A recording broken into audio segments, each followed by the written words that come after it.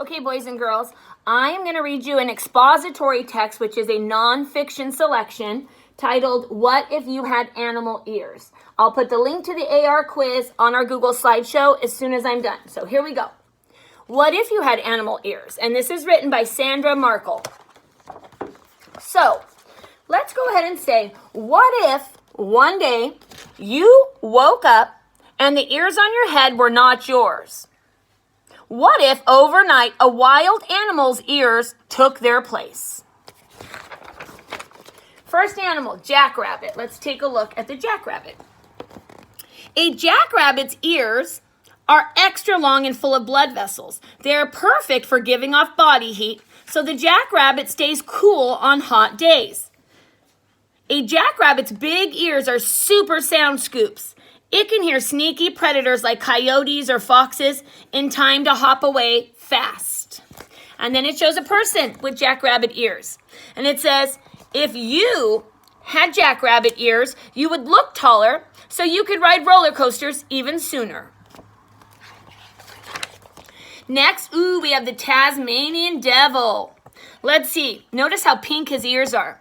A Tasmanian devil's normally pale pink ears blush a bright red when it's excited or upset, like when it's fighting other devils for food or when a predator like an owl flies close.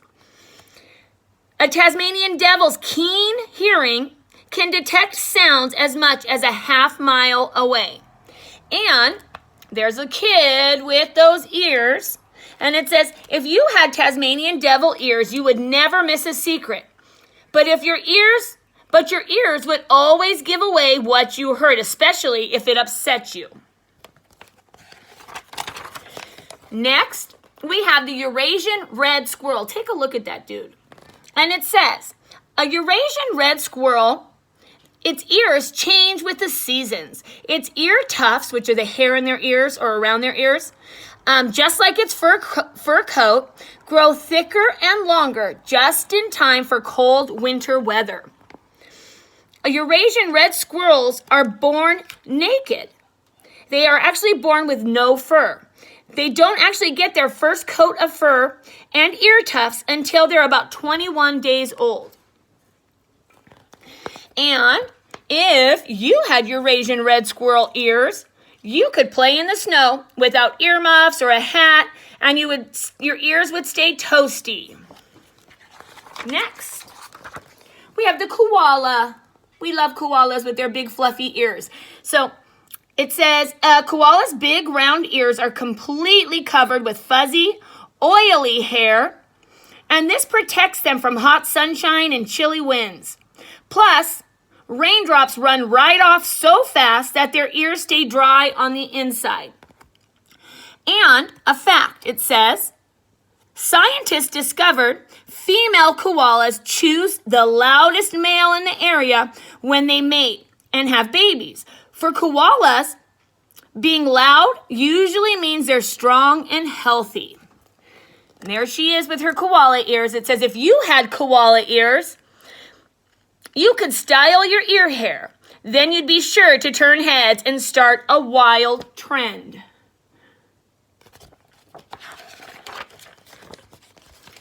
This is the okapi. Okay, very, very unique animal.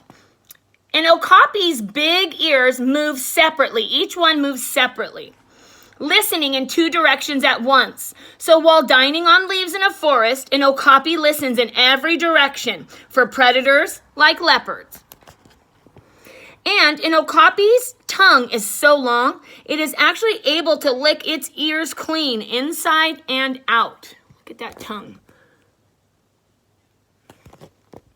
So, if you had okapi ears, you could easily listen in two directions at once, so no one would ever be able to sneak up and surprise you.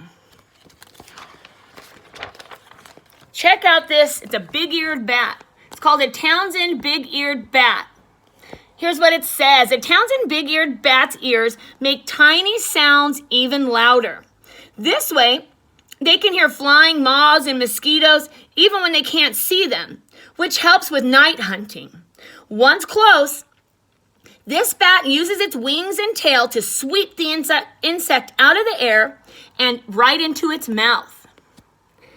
While flying, a Townsend big-eared bat makes high-pitched noises and listens for echoes. That's how it senses buildings and trees to avoid crashing. So, if you had Townsend big-ear bat ears, you would never need insect repellent because you'd hear mosquitoes in time to catch them or swat them away. One of my favorites, the elephant, the African elephant.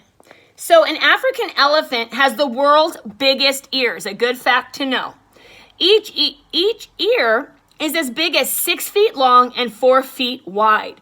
Besides giving off body heat, they flap so elephants can create their own cool breeze. African elephants make and hear very deep rumbles. These sounds are below what human ears can hear. But an elephant can hear another elephant more than 2 miles away, you guys. So, if you had African elephant ears, you would never need a windy day to launch a kite.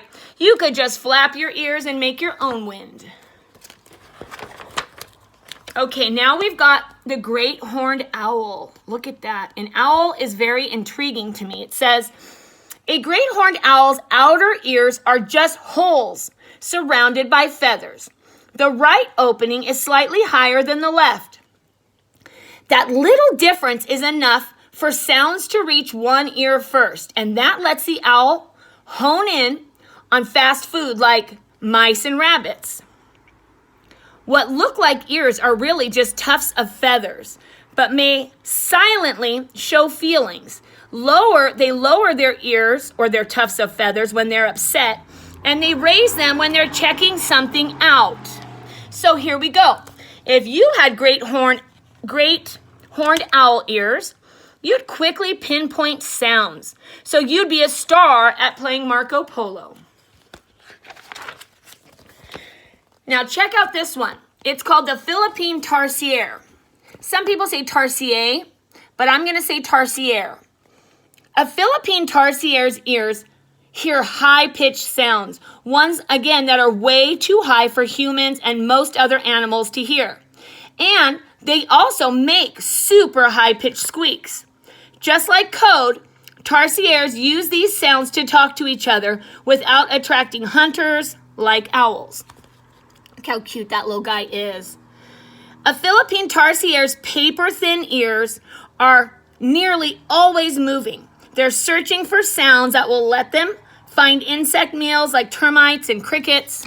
So, if you had Philippine tarsier ears, you could listen to high-pitched music played as loud as you like, and no one would ever tell you to turn it down. Okay, we've got the serval. Take a look at the ears on that serval. A serval's ears have eye spots. They're like markings that look like eyes on the back of their ear.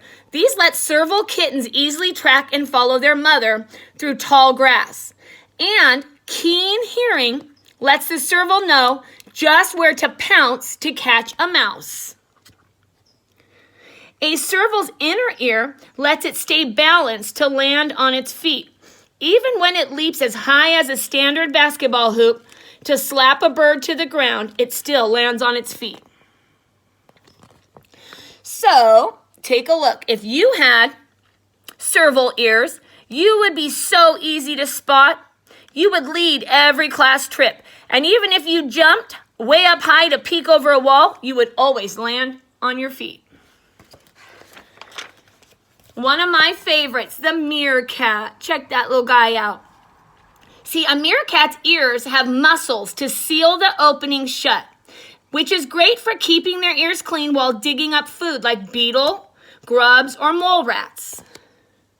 Meerkats bark different alarm calls for predators on the ground and a different sound for predators in the air. Hearing the ground alarm sends meerkats running.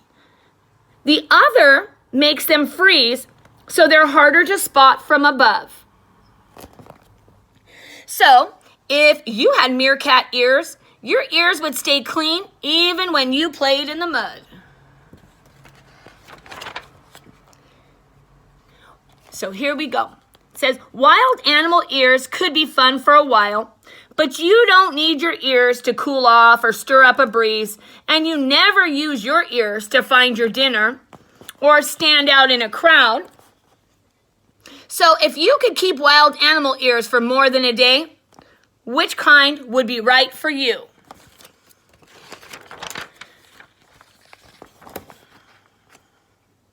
Luckily, you don't have to choose. Your ears will always be people ears. They'll be what you need to hear music playing, birds chirping, and people talking. Plus, they'll be just what you need to hold back your hair or prop up your glasses. And a little fact about our ears, just so you know, we have, we have 3 bones in our middle ear, and they are the tiniest bones in your body. That's a fun fact. Another thing is your ears work with your brain to give you a sense of balance. Your inner ear actually has these little loops that are filled with fluid, like little Fruit Loops filled with liquid. If you move your head around, the fluid inside these loops sloshes around. Then the liquid slops against the cells that send signals to your brain. So sometimes, you guys, if you stop movement super quick, the liquid may keep sloshing in those loops, and you'll feel like you're still moving. So if you've ever been on a trampoline and you're moving and then you stop, your body still feels like it's spinning. Or you know when you're a kid and you spin in circles a lot, and then you stop and you still feel dizzy? It's because that fluid is still moving around inside those inner loops in your ear.